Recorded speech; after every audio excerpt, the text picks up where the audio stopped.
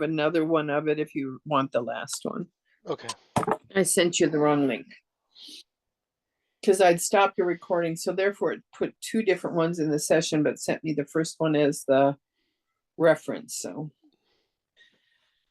anyway, life is that way. This one won't happen that way. Okay. I learned a lesson. So enough about my shenanigans. How are you doing? Yeah, I'm doing okay. Yeah. Yeah, when I reached out to you about a week and a half ago or so, it's Yeah. like felt like I was really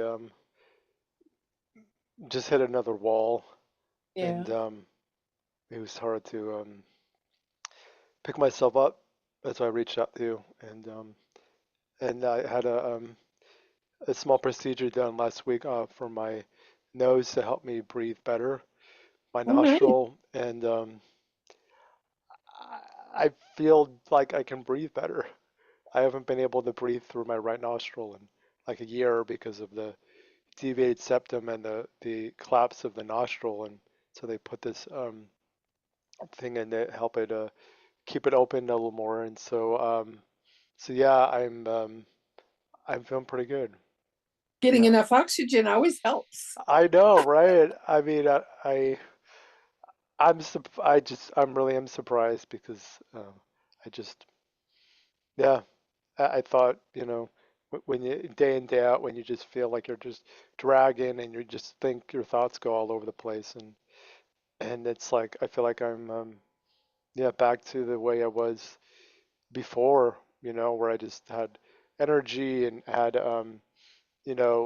woke up in the morning and welcoming, the day and all that. Like that was just kind of went out the window for like the past year. I just thought, well, I guess this is it, like, but so no, so yeah, I'm just really happy to be here and just be able to have those moments where it's just like I can just breathe deeply, which I haven't been able to do. And like, when you receive those inspired breaths that just come to you, I Yep. haven't had one of those in such a long time. And I'm Oh, just have a lot of they're just grateful. Yeah. So, I'm so grateful. You look much more perky, a better color in your face than that I've seen you for quite a while, actually. Your coloring is so much better. I'm feeling like I need to clear your fields before we start. Is that okay? yeah. Because there's something behind you and I want to make sure it's just in a field, okay? Okay. So I asked Adams ancestral field to step back and step back, step back and step back, and step back and step back, and not to return till he calls it. I call the collective fields that are pressing in on all of us to step back and step back, step back and step back, and not to return till Adam calls it. I call Adam's karmic field to step back and step back, step back and step back, and step back and step back, and not return until he calls it. I ask projections by family, friends, and others that are projecting onto Adam to step back and step back. Oh, there's some here. Step back and step back, step back and step back, and don't return. Adam has the right to be himself. And I ask all the spirits, seen and unseen, known and unknown, to leave Adam's sovereign space now. I ask all the spirits, seen and unseen, known and unknown, to leave Adam's sovereign space now. I ask all the spirits, seen and unseen, known and unknown, to step out of Adam's sovereign space now. And I invite back all the spirits, seen and unseen, known and unknown, who are here to support Adam on his journey. I especially invite Mother Mary and Jesus. I invite the angels, especially Archangel Michael. I invite all the spirit animals that support Adam in his journey. The fairies are showing up. I invite the fairies to come and support Adam, who is only those that are supportive. Hmm. and any other spirits that are seen and unseen, known and unknown, who want to arrive in support of Adam's journey. And so it is, and so it is, and so it is. Better?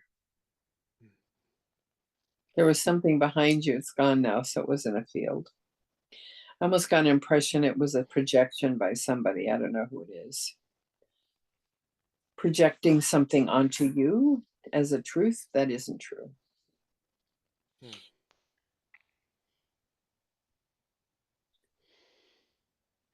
Okay, then.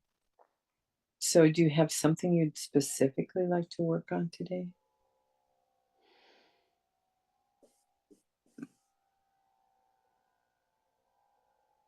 Nothing's coming to mind to me in the moment. Okay, we'll just go where it shows us then. Let me see. So, what I want you to do is notice your body. And is anything in your body lighting up that says, I'm here, I'm here? It could be a tingling, it could be a little pain, it could be, just sets it apart from the rest of your body. The belly feels tight and contracted. Okay. Right. So let's start there and see what comes. Who knows with our sessions what happens, because we have wild sessions. So if you don't mind, I'm going to arrive there, though. Would that be okay? Yes. Okay, I'm just going to arrive. And what side would you like me to be on? The left side. So I'm going to arrive on your left side. And I'm going to, I'm also being called to put my hand on your heart as well.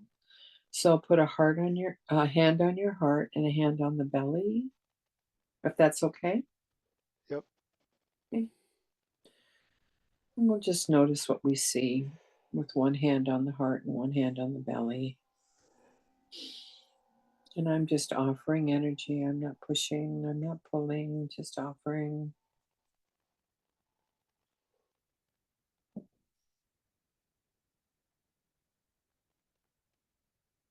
And your body's, trust me, because it's taking the energy right away. So good.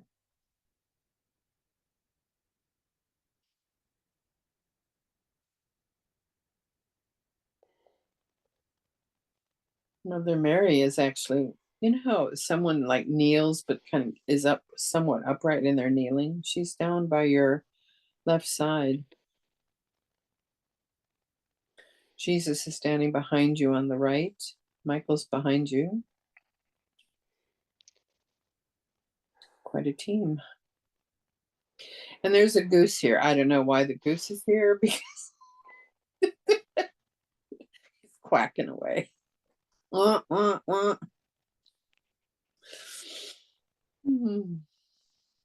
Kind of pacing back and forth like a guardian. It's really funny.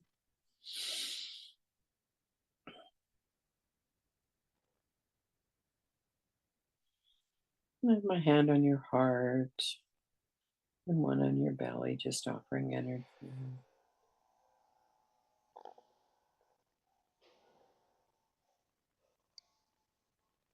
And what are you noticing, Adam?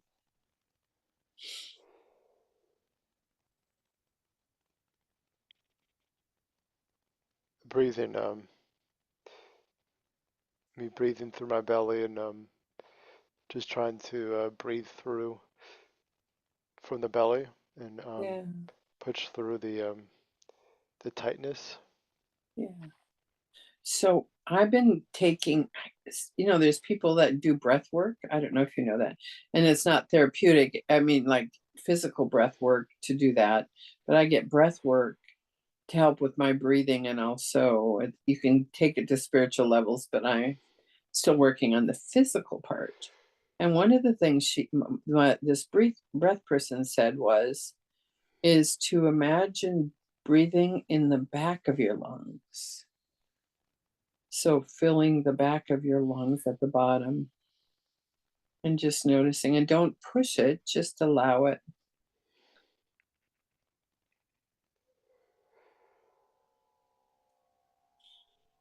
She said, once your body learns that, because I'm an upper chest breather, So once your body learns it, then it starts remembering that's how you breathe.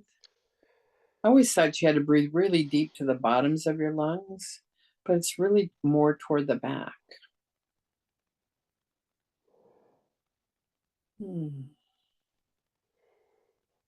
Having a little pressure in the heart is what I'm noticing when I have my hand on your heart.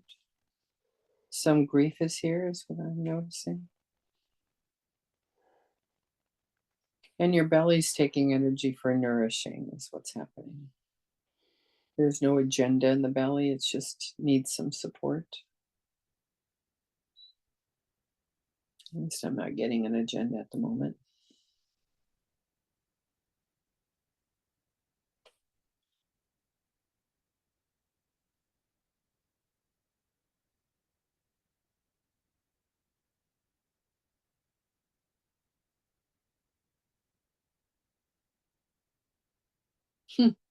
I'm getting the oddest image.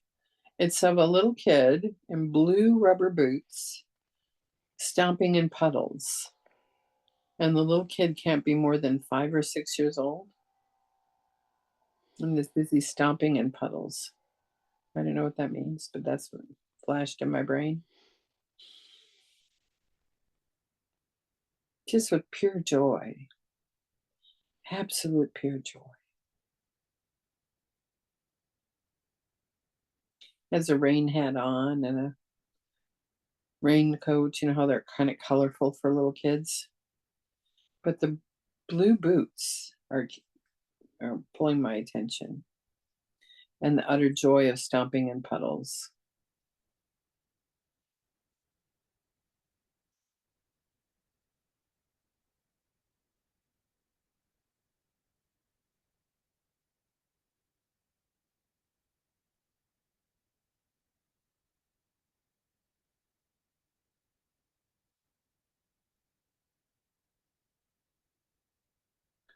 Something seems to be trying to emerge from the heart. I feel it trying to come to the surface. You know how the heart feels sometimes really deep? Feels like it's trying to come to the surface.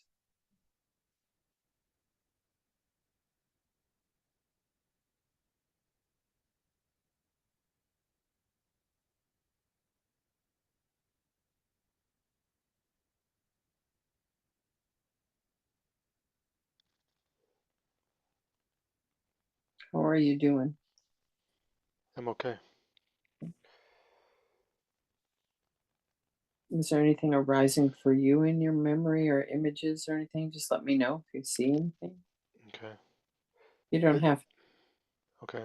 I did want to ask a question at some point. Yeah, yeah. Go ahead. Ask while I'm doing this. We can do multiple things. Um, I just would like to ask if Spirit, that regarding my breathing in this incarnation, why it's so a challenge for me to regarding breathing in this life. I got an immediate answer. That's so odd. The answer I got was for most people, they take breath for granted. And breath is such a life force. And the answer was part of your learning, part of your thing to be grateful for is that you have to pay attention to breath. And because you can pay attention to breath, you can take in this energy of breath of life. So as you breathe in, realize that this breath of life is like divinely charged for you. And then when you take it in, just notice how one of the easiest ways to do this for me is I imagine the breath as a light, a color of light. And you take it into your body and see that divine light, which is the breath of life. And allow and notice how it spreads out into your whole body. When people take breath for granted, they don't realize how sacred it is. And when you have to pay attention to breath, you have an opportunity to touch God, to bring God into yourself as a breath of life. That's the answer here. Does that sound true to you? Yeah. It is not a punishment or something that's meant to be hard. It's meant to be a blessing.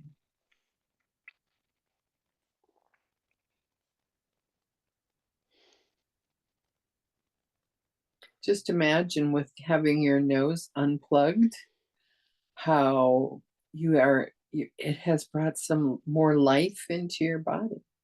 Mm.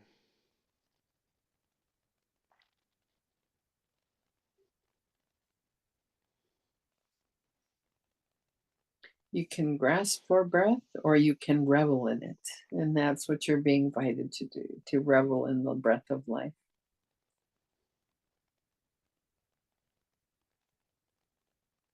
Oh, and that softened your heart some. I'm just feeling into the heart, it softened it some.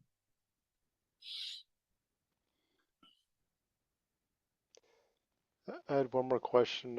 Sure. I have so much love for Joshua. I'm grateful that he's here, and I feel so drawn to when he was here 2,000 years ago and my part, and I'm just wondering if there's anything that comes to you from spirit regarding that lifetime with him. Most of the times when I channel something, I forget them. I don't remember. But this one is still vivid to me from the very first time it happened. It's still vivid to me. It touched me so much.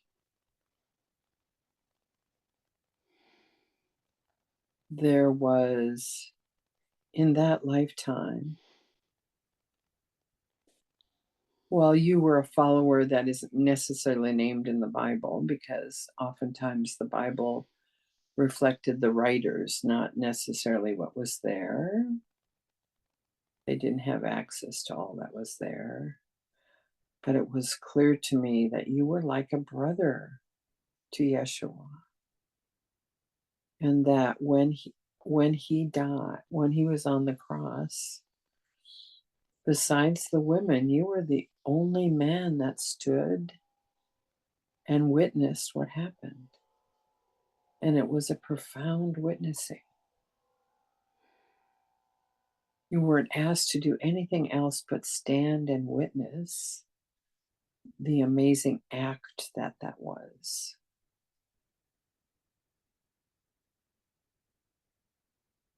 All the rest of the disciples did not have the courage to come. And you stood with courage and witness. And one of the hardest things to do was to witness what happened, because you had great love for him. And he knew you were present and a witness. It's like, what if no one that understood, if no one was there that understood to witness? It would have been a really hard thing. And while the women were there, it was a comfort that you stood in witness and in honor. So amazing. Absolutely so amazing.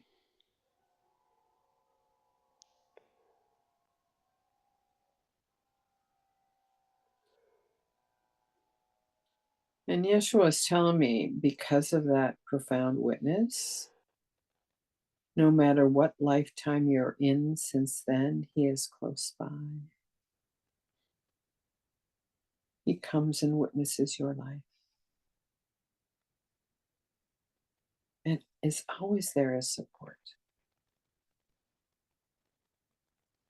because you honored him that day and witnessed. It created a profound bond between your spirit and his, your soul and his.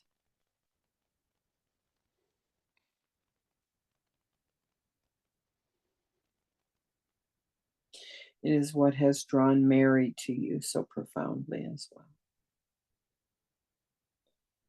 She remembers. Mm.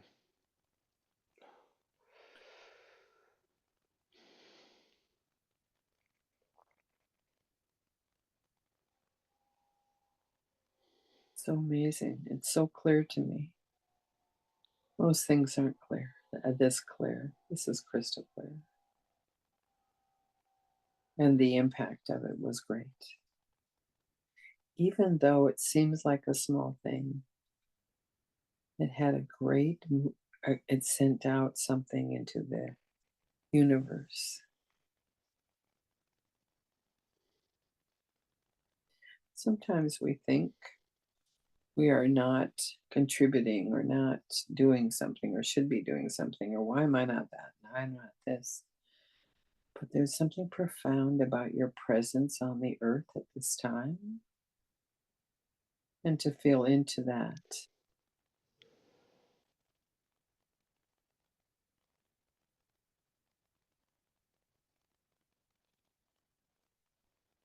To find a way to connect both with Yeshua and Mary and use that connection as a prayer. I'm getting a sense that your prayers can be very powerful if you first connect to them, knowing they're there, and then say, Yeshua and Mary, can we pray together for this person? Can we pray together for this? And I ask you to send it.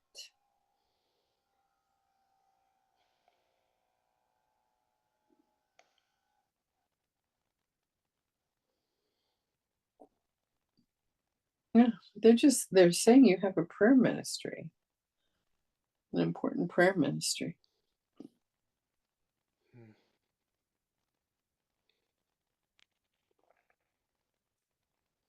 It's about bringing healing into the world.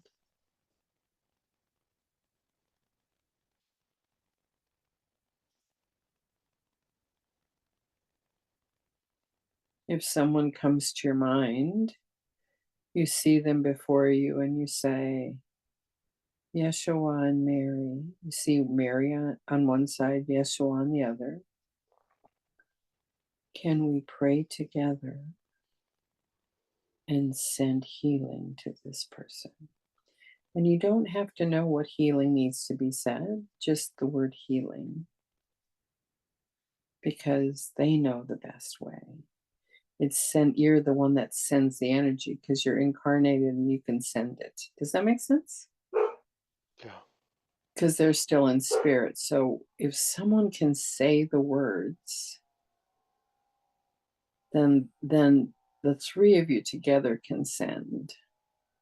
It's like three of you together. It's not just you, it's not just Yeshua, not just Mary. There's something about the way you can pray into the world that connects with those two amazing spiritual energies. And then you send it.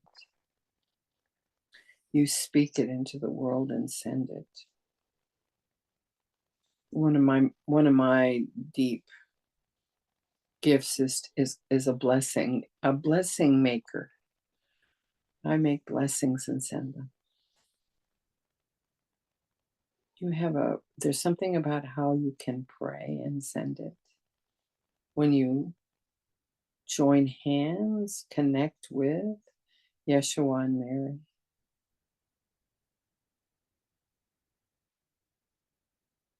And sometimes you can just send it with a breath. You can go, I send it. The breath of life is a way to send something also.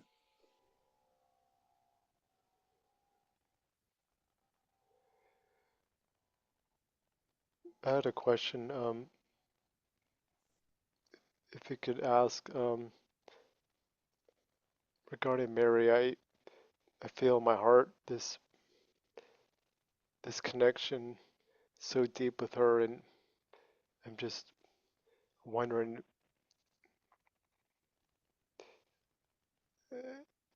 my my connection, if other lifetimes, or if how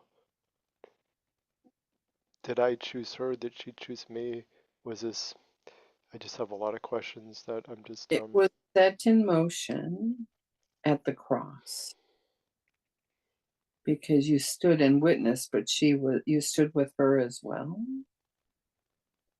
She knew the power of your witness for her son, but she appreciated the power of witness for herself. And it's because of that powerful act, you're connected through all lifetimes with her. Just like you'll be connected to Yeshua and in some way in every lifetime. It's a when you do a profound act, it can connect you like a thread through lifetimes. And so Mary and Yeshua are around because of that powerful act.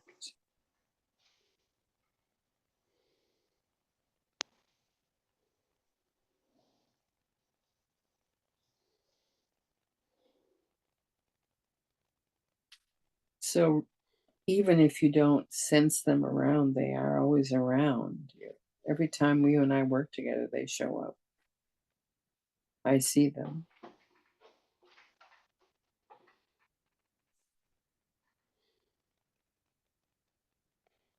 yeah. I just feel And whoa, something's clearing out.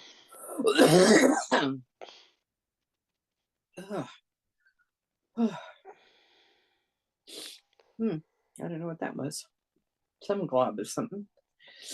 Um, I'm being told you're being asked to do a prayer ministry, that it's been always the possibility, but I think I didn't get this before, so it's starting to show up now. But they will they're inviting. They're not saying you must do this. They're inviting you to step into a prayer ministry where you can someone comes to mind or you're real clear someone needs a prayer, then you ask Yeshua and Mary, I would like to send a prayer of healing. And just imagine like you're almost holding hands with them or however you want to sense into them. And say, and I send this healing prayer to blah, blah, blah. And you just hold them in your mind as you send it. You can blow it also, is another way to do it. And it will have profound effects. You're going to be a mouthpiece that can speak a prayer that needs to be said.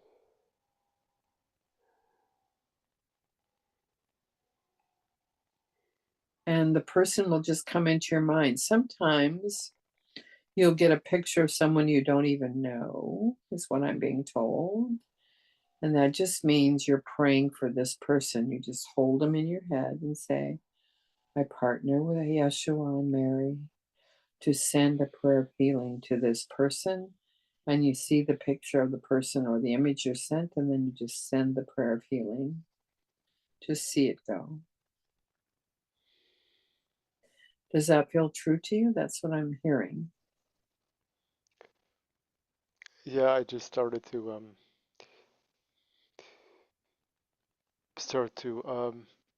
uh pray at nighttime, Yeah. like um about 4 or 5 days ago. So this feels like this is in line with what's been said here. Yeah. I'm just clarifying, probably. But they're saying that you'll know it's a person to pray for or it's a situation to pray for because it will come clearly into your mind, almost like a picture, or you'll hear a voice. Pray for this. And all you have to do is either name it or see it in your mind and say, I send a healing prayer with in connection with Mary and Yeshua, I send this prayer of healing. And that's all you have to do. And then you let go of it. There may be times when you're called to say a lot more, but in general, it's just going to be simple. But the more you get used to it, the more you will see for what to pray for.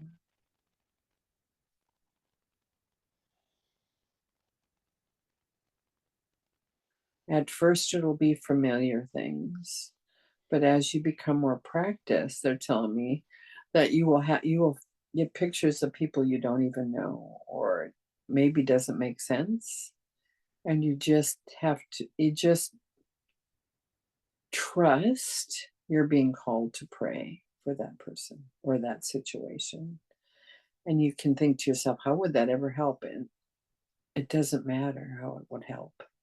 It's sending it that needs to be sent as a way to be in the world, spoken into the world. So clear. Wow. So clearly.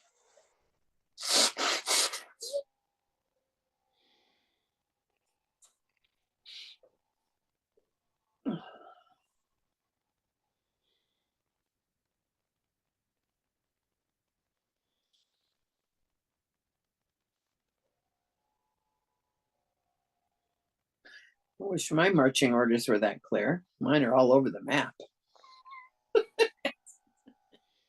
I'm all over the map, marching orders. Can I ask Mhm. who else was there besides Mary at the crucifixion? Yeah, Mary Magdalene was also there witnessing. I just see two women in you. There's probably most of the followers were afraid to come, but you just knew someone had to stand and witness.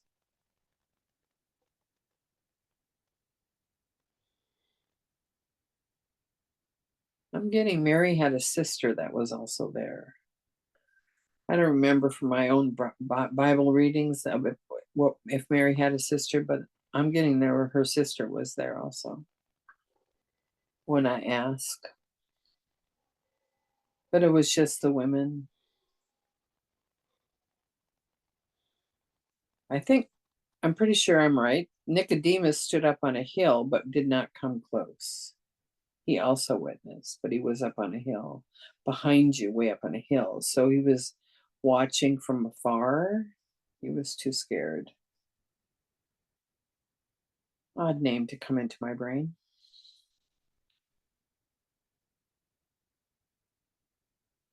So I was within like how far like Oh, 5 or 6 feet, six to 10. It's hard for me to get. You were close enough for Jesus to see you. You weren't so close he couldn't see you. So you were far enough away where he could see you were standing, but you could watch all that happened. It was very intimate in a way. It reminds me of, and this is of as an analogy. It reminds me of when people come to watch someone that has a death row sentence. They come and observe the death. This one is watching Yeshua die was a profound witness of a sacred event. But anytime a being leaves the earth, it is a sacred event, no matter what has happened in their life.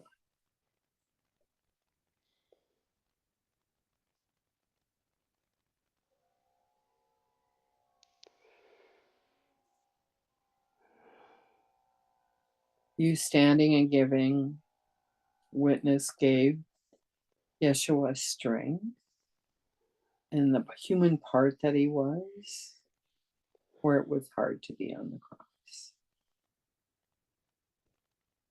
Just to know that someone witnessed and stood with him was profound, actually. It's why you'll always be connected to him and Mary. It may take a part of a lifetime to discover it each time, but they're always there. That's what they're telling me. I just have so much love for Jeshua, and just it's just the past week or two, just more and more of the desire of Kim and 2,000 years ago, and the Essenes and the whole preparing the way, and it lifts me up, and like I'm a part of something that I didn't know about until a month or two ago, Yeah. like the real story. And there's been so much fear my whole life. And I remember when I was a kid, I would have this dream of looking at Jesus on the cross with the blood, Yeah. and it like in my core and my soul, it was like twisting me in knots. And now just to be able to see this whole thing without fear, um, it's it just blows my heart wide open. Yeah. I just feel like this is so monumental, Yeah. what was done and what he did with Mary Magdalene, and anchoring the light into the earth for all of us. And it now that that's coming into my awareness from years and years of fear regarding all that, Yeah. is just I don't have any words. I just have great love for you, Joshua. Thank you. Yeah.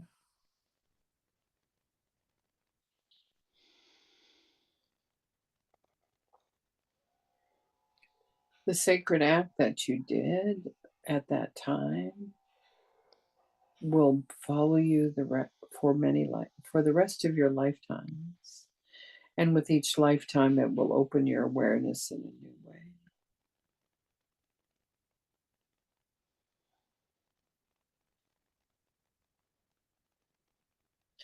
I think as a child, you had a past life memory of the event. And as a child, it was overwhelming.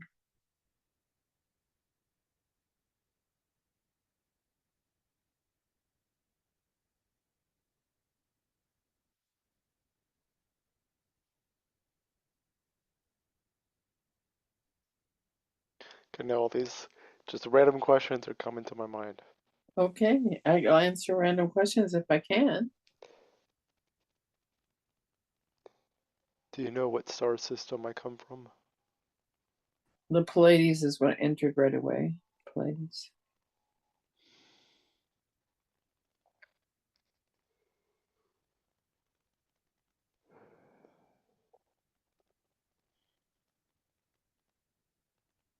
You are also part of Lemuria,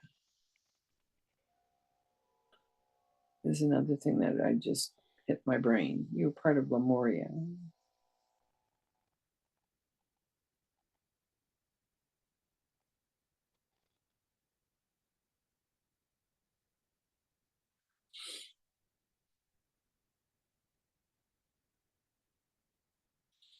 What other random question do you have? Well, I was going to ask earlier about Atlantis and around my connection with Joshua, but I feel that I just my mind's opening to these other I don't know what you want to call it, like different parts of history, and I never gave myself permission to to be curious or ask about that, because it was always about healing and this lifetime and this incarnation. But I just feel like my soul has gone through so many traveling all these lifetimes, and I don't seem to remember, but it excites me that this incarnation is just a very small slice of what makes up my soul, Yeah. and I just want to know more about, I don't know. And as you awaken, which is what's happening, your heart's opening and you're awakening. And as you awaken, these various levels of complexity that you're connected to will also open.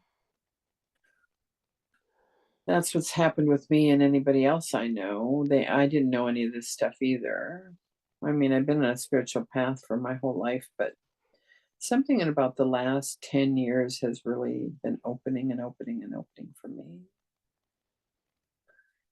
So it was always there, but I didn't see it. I couldn't see it, you know?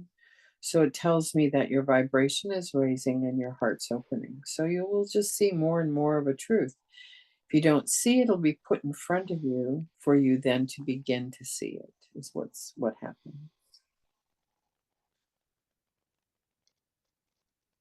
Something happened in Atlantis where you chose to go to Lemuria. I don't know. They existed at the same time, Lemuria and Atlantis. There were two different cultures, two different settlements. One was very technological, that was Atlantis, and Lemuria was very earth-based and water-based. So it had a different kind of healing and a different kind of rootedness in the earth. I know I've come from Lemuria. It's clear to me I'm from there. May I ask if what my part was or anything that comes to you regarding that incarnation? I'm hearing record keeper, so I don't know. That's what I'm being told. And when I saw that you were in Lemuria, I saw you in a crystal library. So Lemuria, I've been to one of their libraries in a journey, visited one. They're underwater in caves, but they're crystalline. So you were a record keeper of the great knowledge of Lemuria, and they have libraries in 4 or 5 places. I've only been to one. It's underwater in a cave. It's kind of amazing. Trouble is, here's this amazing library, and I don't know how to read it, but it was amazing. I thought, well, it'd be nice to be able to read these books or whatever they are, all the information here. So maybe someday. Hmm. But it was an honor just to be brought to the library. So, but you were like a librarian, a record keeper, an important record keeper in Lemuria. You have a connection to Atlantis, but you left, is my sense. That's what I It keep hearing. it's it's so ironic because I just listened to a channeling on Sunday from Atlantis and I've never been interested in any of that stuff, and it's like all this stuff that's happening in the session is so timely. Yeah, because you Yeah. were in Atlantis, but there was something about it that just, I mean, one of the reasons you were, this is what I'm hearing, and, this is, take it for what it's worth. I'm hearing you just got, um, because they were so embracing technology and lost track of humanity and the earth, that you just got fed up and went to Lemuria. And in Lemuria, because you had technological skills, you were put as a record keeper. So you're tied to both. I kept saying, is he just Lemurian? And I kept feeling the tug of Atlantis. So that there was something in Atlantis. I think that's where you started. But there was something that you turned your back on Atlantis and went to Lemuria. That's what I'm hearing. Is there So like a light code, or there's this is new to me, but like light code activations that they've done in Lemuria? yeah, all of these beings had different kinds of light activations depending on where each culture had their own. Sort of like us, we have our own language. Think of a language as a light activation in another way of being. But you knew the technology of how to put the information into the crystals. You Hmm. understood that technology. I don't know how you placed it there because I was never a librarian. Wow. I have such an affinity for crystals, and I feel so much around crystals that I don't know why, but when you said that, it was like I have crystals here in front of me on my desk, and it's like I'm just fascinated that just how it can hold things, and Yeah. it's You when you can set yeah. you can set a crystal to record and hold stuff, and then you can go back and hold the crystal and retain what it holds. But you knew how to just do something very astonishing with the crystals. They these libraries held all the knowledge of Lemuria, so they were was profound technology that we have not learned how to in our incarnation have yet to learn how to read them. We don't know their profound libraries. We expect to find words. The libraries are in the crystals. Hmm. Wow. And I don't know how they work, so I can't answer that question. I just been in one. I knew it had a library and I thought to myself, I'd really like to be able to read these books. And I wasn't given that gift yet. It may be someday. I use crystals a lot. I've been using them and making crystal grids, which is really powerful. So you're in the middle of a crystal grid. Before I have a session, I have a crystal grid where I put people in the middle of. And the stone that wanted to hold you is a big citrine crystal. It's tall and it's like a tall and thin. No, it's about this big around. It's pretty big. So I put you in the middle with that crystal. I put everyone that I work with. I put something in the middle that calls me to put it there for them during the session. So I'm finding crystals really help focus a field.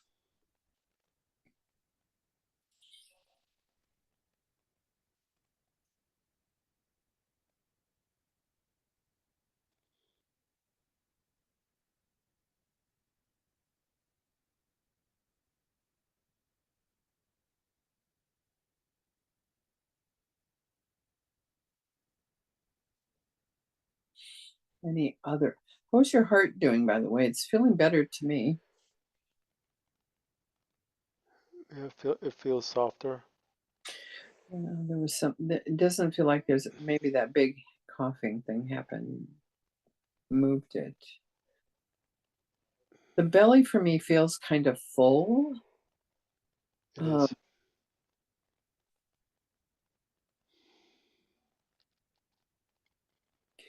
you can ask Yeshua and Mary to help with that, to soften, to just help you to soften the belly. You're holding so much in the belly. Energetically, you're holding so much in the belly, and not all of it's yours.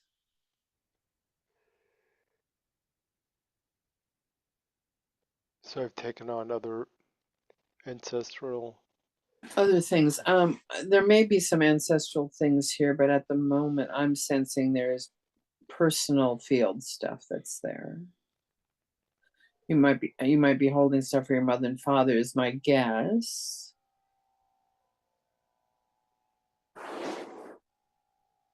Probably some stuff for your wife would be my guess. I'm not feeling into what's here, but you can, once you identify what you're holding of somebody else's, the way to work with it is you put that person in front of you in your imagination and you say, I've been holding this for you. And it's not mine to hold any longer. It is yours to take. Say that one more time again. I've been holding. I've been holding this for you. And you do it before survival readings, by the way, so that things run more smoothly. If you hold it, they're not so upset, or they're not so blah, blah, blah, and that's blah, blah, blah. So we do this starting as children. We start doing this kind of activity. And so I've held this for you. Let's say it's your mother. I've held this for you. Since before I was born, I've held this. It's not mine to hold. Now, I usually have people imagine a bag of rocks, like a burlap sack full of rocks, but you can use anything that works for you. And I have them give it to the other person.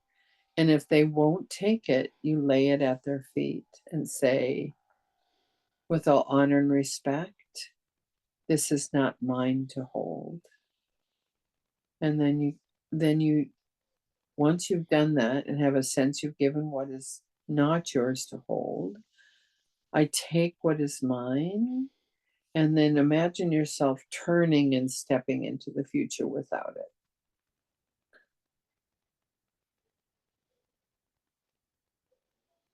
But I'm feeling like a lot of the stuff in the belly is things you're holding for other people. And we hold, energetically hold for people to try to stabilize those we love so that we can survive. Hmm. And it's a brilliant survival strategy, absolutely brilliant. The disadvantage is you can't thrive if you're holding all that stuff. You can only thrive with your own lessons to be learned in this life, and that's enough. That's more than enough for each of our lessons. So holding everybody else's stuff is just that much more to carry around.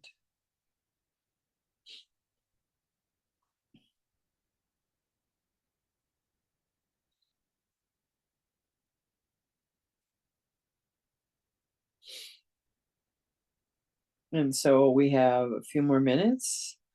And I can take on one more question if you have it. You'll have this recording. I'll send you the recording. If you have any trouble with it, I had one client write me back. She says, "This is only like about a minute long. I don't think this is the right recording." If you ever had any trouble, you just let me know. Um, I do have one question. Uh-huh. Are you able to tell me what my first incarnation, or um, what what was I? Where was I? I'm assuming it wasn't human, but I'm just curious. The first time incarnating into a body. So I'm seeing you incarnate from a soul that was an alien.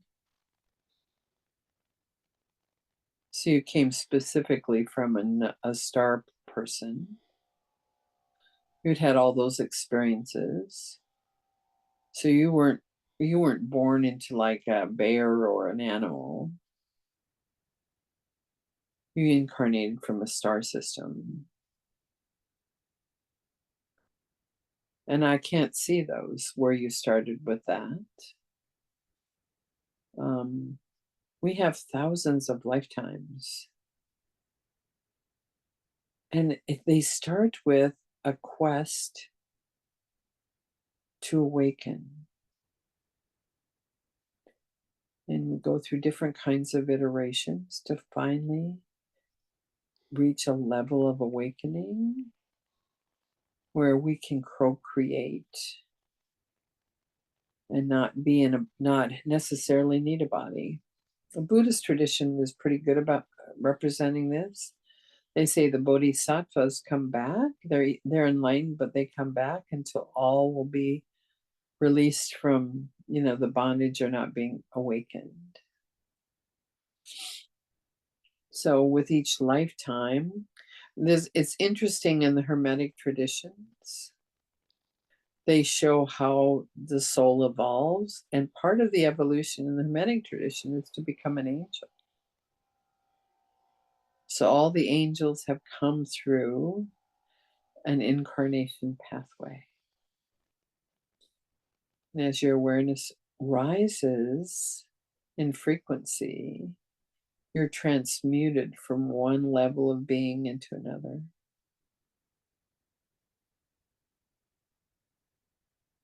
So all the angels at one point were like us.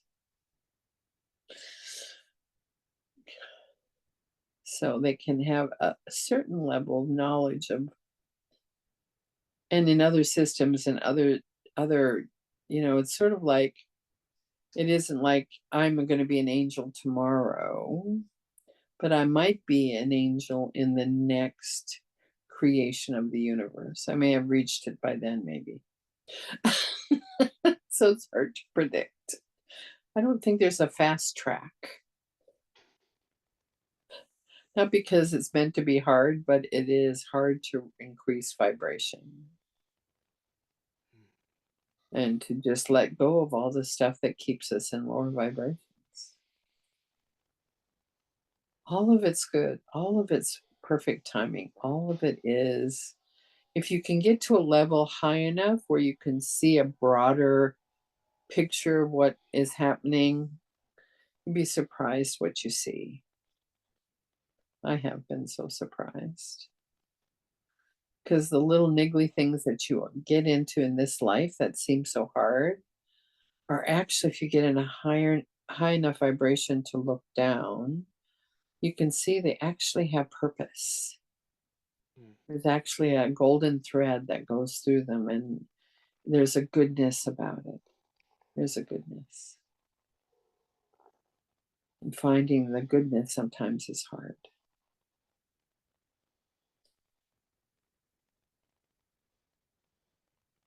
But there's a golden thread through it all. We're being woven in golden light. Everything's kind of moving forward, but there's so many moving parts that it's hard to see it. When I tell people it's going to be really messy for the next 3 years, 4 years, it's going to be really messy, but it is all good. There's awful things that are happening to people, and I don't want to minimize it because that's true. But there's something above it that is moving towards something better, moving to more awareness, a more possibility of seeing.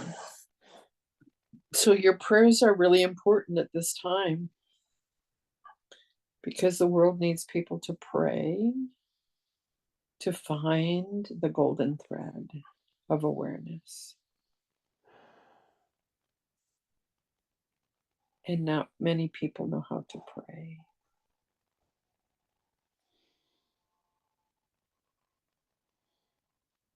So you can send prayers and blessings to people. There's enough curses in the world. I've decided to send blessings instead of curses.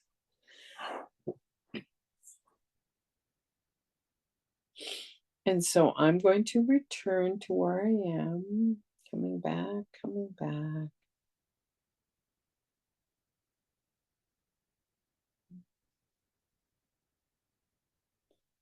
And I'd like to call the blessing field for you. Is that okay?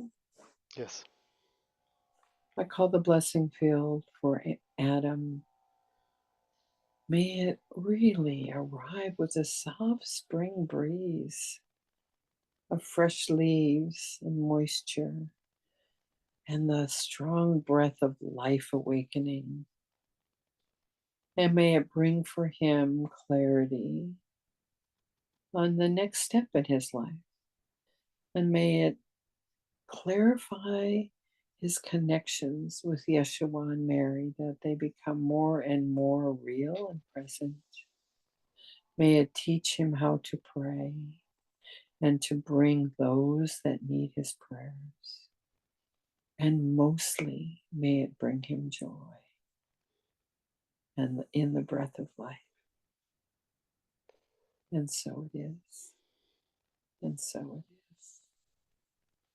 And so it is. Blessings to you as you go about your day. Me too. Thank you. You check in when you're ready. Okay. Bye bye. Bye, Paulette.